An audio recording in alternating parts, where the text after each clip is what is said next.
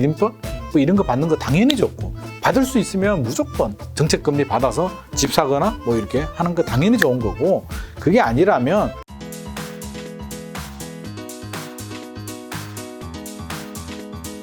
대출 얘기 나서 그럼 금리 어쨌든 인상 지금 시기잖아요. 네. 이런 시기에 조금 뭐 하지 말아야 투자라든가 그다음 부동산 시장에 어떤 영향을 줄 수 있는지랑 그다음에 또 혹시나 이런 금리 인상 시기에도 이 부동산 시장에서도 내가 뭔가 기회를 볼 수 있는 부분도 있는 건지, 아니면 그냥 이럴 때 그냥 납작 엎드려 그냥 조심하게 있어야 되는 건지. 아직은 금리가 본격 상승한 건 아니거든요. 네네. 그래서 이제 시작 초입. 그렇죠. 예. 그래서 사실은 주식 시장도 굉장히 두려움을 많이 갖고 있는데 매도 먼저 맞는 게 낫거든요. 아, 막 그렇죠. 확실하게. 제일 무서운 게 막 제일 뒤에 끝에. 예, 맞는 소리 들릴 때. 요즘 선생님들 안 때리잖아요. 안 때리죠. 우리 고등학교 때 많이 맞았거든요. 저는 주먹으로도 맞았어요. 주먹으로도 맞고 뭐 그러면 아직도 기억나요. 고등학교 때 화학 선생님이 있었는데 꼭 뭘 원서 기호를 달달달 외워야 돼. 맞아. 외운 다음에 카드를 딱 주면 탁 튀어나와야 돼. 맞아. 뭐 근데 사람이 알고 있어도요, 순간 들이매면 안 나올 수 있어. 이러면 박아, 머리 박아, 다음 박아, 쫙 애들이 앞에 쫙 박아져 있어. 그래서 다행히 맞춘 애들은 안도의 한숨을 쉬고 있고, 제일 무서운 애가 이제 끝에 박은 애. 맞는 소리가 팍팍팍팍 들리거든. 그러면 공포감이 실제로 맞으면 안 아파. 너무 쫄아가지고 맞은지 안 맞은지도 몰라. 원래 그 싸울 때 덜 아프잖아요. 아드레날린 분비돼가지고. 그렇죠. 그런 거거든, 공포감이. 그렇기 때문에 이게 맞는 거하고 똑같아요. 그래서 뭔 얘기하다 이게 나왔냐 또. 금리 인상 시기. 금리. 대출. 그래서 지금은 불안감이 굉장히 크거든요. 그래서 미국이 한마디만 해도 출렁출렁 되잖아요. 그래서 저는 빨리 해야 된다고 봐. 이것도 리스크거든요. 불확실성을 빨리 제거해 주는 게 좋아요. 그럼 실제로 올라가주면 또 감당할 수 있어. 이게 한 방에 1%, 2%씩 이렇게 올리면 충격이 크죠. 그럼 출렁 주식도 떨어지겠지. 그러면 그때 좀 사야지. 약간 사야 되는데 아마 미국 FRB도 그렇게까지는 안 할 거예요. 그래서 지금 관건은 이제 3월 달에 미국이 기준금리 거의 뭐 95%? 올릴 것 같아요. 거의 올릴 것 같아요. 올리면 관건은 그거예요. 0.25%를 올리느냐, 0.5%포인트를 올리느냐, 심하게 1%를 올리느냐, 1%포인트를 올리느냐가 제가 볼 때 가장 관건. 저는 0.5 베팅 걸고 있는데 0.1을 올리게 되면 충격이 좀 주식시장 출렁하겠죠. 야, 한 방에 1을 올리면 앞으로 얼마나 더 올린다는 얘기야. 라는 심리가 있을 거고, 0.25 정도 올리면 굉장히 소극적으로 살살살살 가겠구나. 심리적인 안정을 찾을 거고, 0.5 올리면 스타트가 됐구나. 담담하게 받아들여야겠다. 앞으로 이렇게 올라가겠다. 준비를 하기 때문에 저는 그냥 빨리 했으면 좋겠어요. 그냥. 그러니까 개인은요, 이런 상황에서 좀 조심해야 될 거나. 지금 당장은 괜찮죠. 아직은. 그러면 앞으로 올라갈 수 있다는 게 이제 전제인데 0.5를 올린다는 얘기는 앞으로도 이제 계속 공격적으로 올리겠다는 신호고요. 0.25를 올리면 소극적으로 올리겠다는 신호거든요. 그래서 0.5냐, 0.25냐가 굉장히 중요한 포인트가 되고, 우리가 이제 투자할 때 실수요자들이야. 사실 지금 상황에서 저는 고정금리 받는 것도 괜찮다고 생각을 하고요. 정책금리, 뭐 디딤돌, 뭐 이런 거 받는 거 당연히 좋고, 받을 수 있으면 무조건 정책금리 받아서 집 사거나 뭐 이렇게 하는 거 당연히 좋은 거고, 그게 아니라면 대출금리 올라가는 건 생각을 해야 돼요. 작은 계획을 세울 때 2%? 지금이 만약에 한 3.5% 대출 받았다고 하면 이 3.5%가 계속 간다고 생각하지 마세요. 3.5가 5%. 많게는 7%. 많게는 7%까지도 갈 수 있겠구나. 적어도 5%까지는 가겠구나. 그걸 내가 상환할 수 있는. 그렇죠. 그래서 엑셀로 우리가 작은 계획들 많이 하잖아요. 할 때 3.5로 계산하지 마세요. 그냥 5 정도 또는 6 정도로 계산해서 나의 소득, 배우자의 소득 다 계산해가지고 그 정도 괜찮아 라고 했을 때는 괜찮아요. 내가 안 넘어져야 되니까. 그렇죠. 안 넘어져야 되는. 근데 10% 갔어. 그런 건 예상하지 말자고요. 그건 뭐. 그것까지 예상해버리게 할 수 되면 있는 게 없죠. 운전 어떻게 해. 차 사고 나가 죽을 줄 알고. 사고 날 것 같은데. 잠도 못 자지. 아침에 못 일어날 줄 알고. 심장마비 걸려서. 그러니까 우리가 일반적으로 예상하기 힘든 범위를 벗어나는 그런 불안감, 그런 예측은 하지 말자는 거죠. 10% 갔다? 그때 준비하자고요. 10% 갔으면 나만 충격인가? 그냥 작살 나는 거지 뭐. 그러면 어떻게든 뭐 예금도 깨야 되고 뭐 어떻게든 버텨야지 뭐. 신용대출 받아서 버텨야 되는데 그럴 확률이 몇 프로 되겠냐고. 한 5%? 10% 이내의 확률을 가지고 베팅하지는 말고요. 저는 한 30% 정도는 리스크 관리를 하자는 거죠. 한 5%에서 7% 갈 가능성이 30에서 40% 있거든요. 그래서 그 정도 리스크 관리해서 엑셀로 정리한다 해서 작은 계획을 세운다면 저는 크게 충분히 준비할 시간이 된다. 도저히 감당 안 돼요. 나 그 답 없어. 나 무조건 3.5 가야 돼. 그런 분들은 답 안 나오지. 그렇죠. 그러면 고정금리 가야 되는데 고정금리는 조금 더 높게 나오겠죠. 그래서 저는 지금은 가급적이면 고정금리를 해서 이렇게 좀 작은 계획을 세운 다음에 조금 더 보수적으로 가세요. 그래서 한 2%포인트 더 얹어서 지금 3.5% 받으면 5.5 정도 계산해서 시뮬레이션 세워서 괜찮다라고 한다면 너무 겁은 먹지 말았으면 좋을 것 같아요. 어차피 가야 될 길이에요. 비정상에서 정상으로 가는 과정이기 때문에 그걸 두려워해서 아무것도 안 난다는 거는 저는 좀 말이 안 된다고 봅니다. 지금 다주택자분들은 좀 어떻게 해야 되겠어요? 점차 어쨌든 정부의 정책은 뭐 다음 정권에 누가 되더라도 계속해서 똘똘한 채로 갈 수밖에 없는 거 아닌가요? 이거는 이제 대선 후보에 따라서 다르는데 대선 후보의 공통점이 제가 이제 공약집을 다 분석을 해봤는데 250만 원, 310만 원 어쨌든 공급하겠다. 비슷하더라고. 예, 둘이 뺏겼나 봐. 서로. 네가 250에 나는 311인데 어차피 못 지킬 거. 사실 그게 말이 안 되잖아요. 개구라도 그런 개구라가 어딨어. 한 250만 원. 서울에 아파트가 200만 원가 안 돼요. 몇만 원 정도 돼요, 서울에? 서울에 주택이 350만 원 정도 되고요. 지금 있는 빌라까지 다 해가지고. 빌라까지 다 해서 350만 원인데 311만 원면은요. 물론 전국이지만 서울을 만들겠다. 서울에 한 100만 원 공급하겠다고 하거든요. 서울에 100만 원 공급하려면 그러니까 물론 자리가 있나요? 자리가 없을 것 같은데 제 내 생각에. 말이 내 말이. 아니 지을 수 있는 돈이 있어도 자리가 없을 것 같아. 제가 생각하는 자리는 그런 자리가 있어요. 한강을 복개를 해버린 다음에 그 위에 아파트를 다 짓는 거지. 그런 그 방법 아니면 현실적으로 불가능해요. 그래서 사실은 그런 숫자에 너무 민감하게 반응하지 마시고 그냥 열심히 하겠다는 의지 정도로 그렇죠. 하고요. 그런 거죠. 실제로는 그렇게 안 나와요. 안 나오고 나올 수도 없고요. 뭐 서울에 아파트가 200만 호가 안 되는데 분당이 10만 호잖아요. 9만 7천 호. 10만 원밖에 안 돼, 분당. 9만 7천 원이에요, 분당이. 분당 엄청 크잖아요. 분당 10개 지어야 100만 원인데 서울에 100만 원을 짓겠다는 얘기는 분당 10개 짓는데 한 개도 못 줄 것 같은데? 그래서 그거는 의지의 표현이고 의지표. 주택 시장이 침체가 되면 다 취소가 돼요. 3기 신도시는 진행이 돼. 토지 보상을 했기 때문에. 그렇죠. 근데 나머지 계획들은 굉장히 수정이 들어갑니다. 그렇죠. 침체가 되면. 그래서 박근혜 정부 때 주택 공급 안 했잖아요. 그때 왜 안 했어? 주택 시장이 침체가 되니까. 그때 그래서 신도시 더 이상 개발 안 하겠다라고 국토교통부에서 그렇죠. 호언을 했단 말이에요. 할 필요 없죠. 그때는 할 필요가 없었어. 네네. 지금은 오르니까 필요한 거고요. 내리면 할 필요가 없는데 시작된 곳은 가. 그래서 지금 제대로 돌아가는 게 상기 신도시밖에 없잖아. 태릉 CC부지 뭐 어떻게 돼? 하나? 아직도 모르잖아. 정권 바뀌면 어떻게 될지 몰라. 주택 시장 안정이 되면 안 될 거예요. 그래서 공급 계획에 대해서는 너무 공포감은 가지든 말되 그래도 상기 신도시는 진행이 되기 때문에 입주 물량이 늘어난다. 200만 원 나오는 거는 안 된다. 200만 원 나오면 제가 여기 100만 구독자들한테 커피 하나씩 쏘겠습니다. 100만 곱하기 200만 원? 커피 한 잔 5,000원치면 얼마예요, 도대체? 100만 원. 괜찮아. 500만 원. 5,000원. 괜찮아. 안 될 거니까. 대신 100만 원 안 되면 저한테 커피 한 잔씩 줘야 됩니다. 그런데 안 되고요. 자, 이제 세제 정책을 좀 보면 비슷해요. 규제 완화해준다라고 하는데 다주택자 중과세 한시적 면제. 이재명 후보는 뭐 1년 이내로, 윤석열 후보는 2년 이내로 한준다는데 비슷하잖아요. 그래서 그거는 무슨 의미냐면 다주택자들 매물을 나오게 하겠다는 진작에 그랬어야지. 집값이 진짜 주택이 부족하다고 생각하세요? 제가 알기로는 그 100% 넘었다고 들었는데. 주택 보급률은 100% 넘었어요. 지금 103% 정도 되고. 그렇죠. 서울은 100%가 좀 안 돼요. 안 되고 선진국을 보면 한 110% 정도 넘기 근데 때문에. 지금 자가 소유 집이 한 60 정도 되지 않나요? 예, 6대4 정도 돼요. 그렇죠. 자가가 6, 네. 집이 없는 사람이 4. 근데 요 비율은 그러면 다른 나라는 뭐 선진국들은 뭐 한 80%, 90%? 아니에요. 6대4. 왜? 6대4가 정상. 우리보다 선진국이면 더 그렇게 돼야 되는 거 아니에요? 생각을 해보세요. 모든 사람이 집을 다 가질 필요가 있을까요? 좋잖아요, 가지고 있으면. 집값이 오르면 좋지. 뭐 모든 다 가지고 있으면 너무 사회주의인가?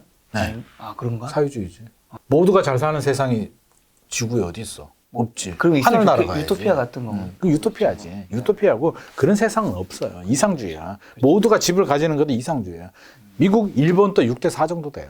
그러면 왜 6대4가 되냐면 임대 사는 분들은 돈이 없어서 임대 사시는 분들도 물론 있잖아요. 모든 사람이 부자가 될 수는 없으니까. 그렇죠, 그렇죠. 자금이 부족해서 임대 거주하시는 분들도 있고요. 돈이 있는데 뉴욕 같은데 뭐 한 달에 돈 그렇게 내고 막 월세로 거주하시는 분들 있잖아요. 월스트리트 일하시는 분.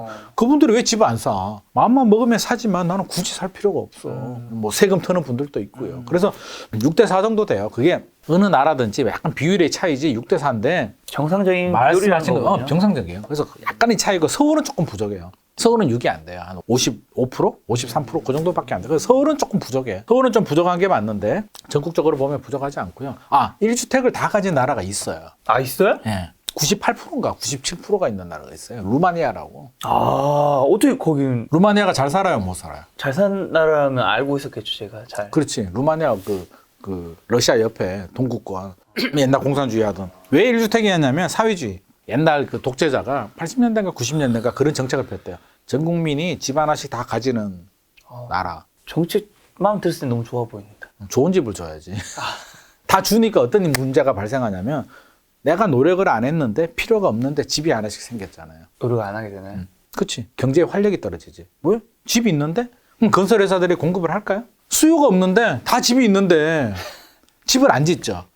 그러면 갈아탈 집도 없어. 이사도 꿈도 없어. 더 좋은 집이 있어야 가지. 주택 공급이 안 되는데. 그럼 애들이 크잖아요. 애들이 이사 갈 집도 없어. 그래서 국가 경제가 완전히 와장창? 그건 있을 수 없는. 뭐 리비아는 뭐 그런 것도 있었다고 하던데요. 카다피가 주택을 공유화해가지고 나라 거야. 다 뺏어버려가지고 먼저 입주하는 사람 마음대로 살아. 실제로 그랬대요. 그거 어떻게 해요? 빨리 들어가서 여기 주저앉으면 내 집이야. 선착순. 선착순 진짜로. 들어. 그러니까 안 뺏겨야 되잖아. 네. 일하러 나가면 딴 놈이 들어와 있어. 그 자물쇠를 채우잖아요. 네. 그러니까 국가에서 야 나라 집인데 너 왜 자물쇠 채워? 부셔. 그러니까 결국에는 어떤 일이 벌어졌냐면 뭐 제가 가보지는 않았지만 이제 기사에서 봤는데 어떤 일이 벌어졌냐면 부자들이 좋은 집을 다 차지하는 거예요. 왜? 부자들은 집사들이잖아. 가정부가. 그러니까 집을 지키고 있는 거야. 없는 사람들 일하러 가면 내 집이 없어. 그러니까 그거는 말이 안 되는 정책이라는 거예요. 그래서 6대4가 정상이고 우리도 지금 6대4고 서울은 부족해요. 그래서 서울은 사실은 입주 물량도 부족하고요. 부족한 건 사실이야. 왜? 서울이 부족하다는 얘기는요. 우리가 상대적이잖아요. 수요와 공급의 밸런스인데 이게 항상 상대적인 비교거든요. 네. 왜 상대하면 서울이 진짜 주택이 부족하냐? 그게 아니고 수요가 많은 거지. 그래서 주택이 부족한 거지. 수요가 많은 거야. 인구 자체도 많고 네. 1000만이 말이 되냐고. 이 좁은 땅덩어리에. 남양주가 더 크잖아요. 서울보다. 땅이. 진짜요? 서울이 큰 땅이 아니에요. 나는 왜 남양주에서 되게 작다고 생각했지. 서울이 인구가 많으니까. 자꾸 우리가 도쿄하고 왜 비교하잖아. 도쿄, 일본. 일본 도쿄 도거든요. 도쿄가 인구가 1200만 정도 돼요. 네. 서울이 1000만이고. 땅덩어리는 경기도 다 합친 거 정도 되죠. 도쿄도가. 그래서 우리가 자꾸 얘기하는 게 뭐 도쿄 집값 빠졌다라고 하는데 도쿄 집값 빠진 거는요. 우리 이제 수도권으로 보자면 남양주 집값이 빠져도 도쿄 집값이 빠진 거고요. 강남 집값이 빠져도 도쿄 집값이 빠진 거예요. 도쿄가 크니까. 그러면 그 일본에 계시는 분이 그 얘기 하는 거예요. 그러니까 한국에서 뭐 취재 같은 거 오잖아요. 그러면 이게 목적을 정하고 와. 집값 떨어지는 걸 취재하고 싶잖아. 원하는 그게 있어. 그러면 저 조용한 지역에 가서 찍는 거예요. 그럼 집값 떨어졌거든.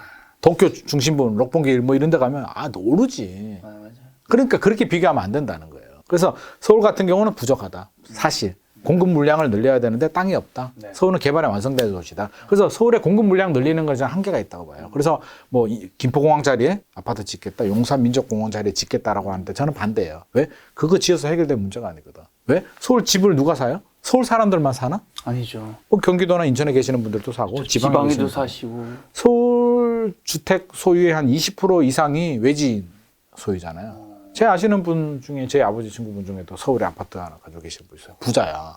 지방에서. 보통 또 지방에 계신 돈 있으시면 서울에 한 채 뭘 건물이든 뭐든 가지고 싶어 하는. 전세도 안 줘. 내가 올라오면 건강검진 받고 별장처럼 사용하고 가. 그거 아깝잖아. 전세 주면 돈이 얼마인데. 그러니까. 서울에 집을 왜 샀어요? 그러면 뭐라 그러는 줄 알아요? 집 하나 있으면 좋잖아 서울에. 뭐 이런 뭐 그냥 그런 개념이야. 그치. 서울은 수요가 넘잖아요. 미국에 계시는 분들도 투자하고 싶대. 다른 거 얘기하면은 잘 몰라. 서울, 서울 그래 해야지. 강남? 그래 강남 해야지. 워낙 상징성이 있으니까. 그러니까 수요는 넘치는데 공급은 절대적으로 부족하죠. 재건축 재개발 아니면 공급 물량이 안 나오지. 마곡지구가 마지막이었잖아요. 논밭, 빈 땅에. 이제 택지가 없어 서울은. 확장할 데도 없어. 네. 예전에는 막 확장했잖아요. 네. 상계동도 원래 서울이 아니었잖아. 강남도 서울 아니고. 서울 아니었는데 인구가 늘어나니까 서울로 편입했는데 네. 요즘은 이제 편입 안 되잖아. 예전에 막 국가 체계가 없을 때는 그냥 서울 땅? 할 수 있었죠. 요즘 서울 땅 하면 어떻게 돼요? 지자체에서. 뭐 과천에서 난리 날걸요? 왜 공무원들 어떡할 거야? 막 다. 그러니까 이제 메가시티도 힘들단 말이에요. 그래서 서울은 공급이 부족한 게 아니라 수요가 많아서 그렇다. 그러면 이 밸런스를 어떻게 막아야 되는데 네. 그러면 공급 물량이 입주 물량 쏟아붓는 거 저는 한계가 있다고 봐요. 네. 결국에는 다주택자들 매물만 나올 수 있게 해주면 저는 작년? 2020년? 2021년이 그렇게 많이 안 올랐다고 진작에 좀 했으면. 왜? 아니 수요는 불안해서 막 사고 싶은데 공급물 다주택자들은 더 오른다라는 기대가 두 번째 양도세 중과세에 막히니까 안 팔잖아요. 못 파는 것도 있었죠. 3주택, 4주택 있는 사람이 내가 10억 남았는데 7억 세금 내라면 미쳤냐? 뭐 안 그분들 팔지. 입장에서 솔직히 만약에 제가 그분이라면 당연하지. 아니 동업을 해도 5대5잖아요. 우리가 동업해. 그럼 5대5잖아요. 우리 김 작가님이 돈을 내고 내가 일을 해. 수익이 나서 10억 벌어서. 그럼 5대5 정도 타당하잖아요. 김 작가님이 돈도 안 보태. 동업을 했는데 돈도 안 주고 내 돈으로 돈 해가지고 내가 돈 벌었어. 근데 10억을 버는데 7억을 달래. 그럼 어떻게 하겠어요? 이런 미친놈을 봤나? 뭐 하는 짓이야 이게? 우리 동업 안 해. 나 안 해. 그 나라가 뭐 해줬다고. 40%는 이해를 해요. 우리 기존에 소득이 있으니까 내야 되니까 양도세 한 30에서 40%는 우리가 사회적으로 용납이 되는데 절반 넘어가게 되면 동업을 넘어서기 때문에 우리는 거부감을 조세 저항을 느끼기 때문에 대선 후보들이 이제 풀어주겠다고 합니다. 풀어줬다고 하는데 한시적으로 1년인지 2년인지 모르겠지만 그러면 매물이 나와요. 그래서 저는 주택시장이 많이 오르긴 힘들지 않을까. 그게 나온다면. 근데 반대로 그게 안 나와. 여전히 매물 동결현상 꽉 막아버리게 되면 집값이 생각보다 안 떨어지고요. 오히려 또 불안한 실수요자들이 올라가게 되면 집값이 또 많이 오를 수도 있어. 비정상적으로. 그래서 이재명, 윤석열 후보는 풀어주겠다고 하는데 지켜봐야 될 것 같고요. 뭐 종부세 완화 뭐 이런 건 현실적으로 좀 어려울 것 같고 우리가 대통령이 되면 종부세 완화 해줄까요? 안 하지. 왜? 왜요? 내가 대통령이 됐는데 세수가 들어오는데 내가 왜 그걸 없애? 종부세 폐지? 세금을 많이 받아야지 내가 할 수 있는 게 늘어나겠죠. 국가 입장에서는요 무조건 세금을 받아야 돼. 과도한 거 1주택자들 과도한 세금은 좀 막아야겠죠. 중과세 정도는 좀 손볼 수는 있겠지. 종부세 자체를 없앨 수는 없어. 우리 담배세 박근혜 정부 때 담배값 올린다니까 막 야당에서도 반대하고 그랬죠. 지금 담배세 내렸나요? 휘발유세 내렸나? 주류세 내렸나? 세금은 내리는 게 없어요. 과도하면 약간 조정을 해줄 수는 있지. 그러니까 종부세가 과도한 거는 조정이 되겠지만 박근혜 이명박 정부에 왜 종부세 폐지 안 했냐고. 할 수 있었는데 그때 국회도 다수당이었는데 안 한다니까. 내가 칼조를 쥐고 있는데 미쳤다고. 세금 잘 들어오는데. 절대 폐지 안 됩니다. 오히려 늘리면 늘리는데 과도한 중과세 정도는 좀 조정이 될 수도 있을 것 같은데 그런 거 너무 기대하지 마시고요. 약간 실수요자, 생애 최초 이런 분들은 취득세 감면 정도 혜택을 받을 수 있겠지만 일반적으로는 우리가 생각하는 것 이상의 그런 과도한 규제 완화 대책은 나오지가 않습니다. 그래서 저는 사실 우리가 정치 방송이 아니어서 사실 두 후보가 다 마음에 안 들어가지고 참 다행이잖아요. 정책도 비슷해. 제가 지금 책을 쓰고 있는데 깜짝 놀랐어요. 누가 될지 모르니까 두 가지 버전을 적어야 돼요, 책을. 그렇죠? 그럴 수밖에 없잖아. 그렇죠. 윤석열 버전, 이재명 버전. 깜짝 놀란 게 한 버전을 썼어요. 다음 버전을 쓰려고 하는데 거의 비슷해가지고 굉장히 쉽게 써. 안 써도 되는. 글자 몇 개만 바꾸면 돼. 부동산 공약이 너무 비슷해가지고. 그 정도로 비슷하기 때문에 실제로 대통령이 되면 공급 계획 의미가 없고요. 실제로 많이 안 바뀐다. 그래서 지금 기대감이 있잖아요. 대선 지나면 저는 거래량은 늘어난다라고 봐요. 지금 너무 움츠러들었기 때문에 거래량이 늘고 가격이 오르는데 일각에서 기대하는 것처럼 종부세도 폐지가 되고 드디어 부동산이 살기 좋은 세상이 된다? 그렇지 않습니다. 누가 되더라도. 부동산 정책의 메커니즘은요. 상한선과 하한선이 있으면 오버슈팅이 되면 규제를 강화하고요. 언더슈팅이 되면 규제를 완화해요. 그렇죠. 누가 대통령이 돼도. 우리가 대통령이 돼도. 자연스러운 거죠. 그렇죠. 윤석열이 된다고 규제 다 풀어줄까? 아 미쳤다고? 왜? 문재인 정부의 가장 큰 민심 위반이 집값이잖아요. 규제 풀었다 집값 오르면 그 욕은 누가 다 먹어. 그렇죠. 바로 잘못하면 탄핵감인데 이거. 그렇기 때문에 절대 규제 그렇게 못 풉니다. 생애 최초 취득세 감면 이런 거 가능하고요. 대출 규제도 생애 최초. 이 정도만 돼요. 그리고 다주택자 중과세 면제는 매물이 나오는 효과가 나오기 때문에 오히려 주택시장 안정에 더 도움이 된다. 공급 계획 얼척 없다. 정도만 이해하시면 될 것 같습니다.